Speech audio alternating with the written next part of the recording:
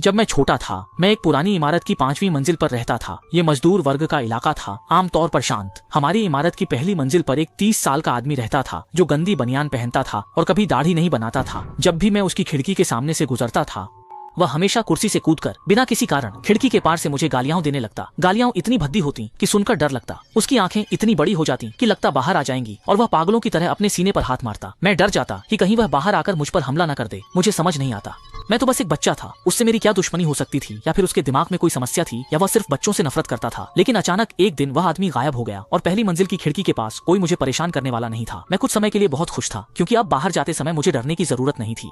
मैंने लंबे समय तक इस बारे में नहीं सोचा। बहुत समय बाद मैंने अनजाने में अपने माता पिता से अपने बचपन के उस डर के बारे में बात की जो मुझे सबसे ज्यादा डराता था, वह क्रोधित अंकल। उन्होंने बताया कि वह व्यक्ति शायद मारा गया था उसी समय जब मैंने उसे आखिरी बार देखा था। हमारे शहर में एक सनसनीखेज घटना घटी थी।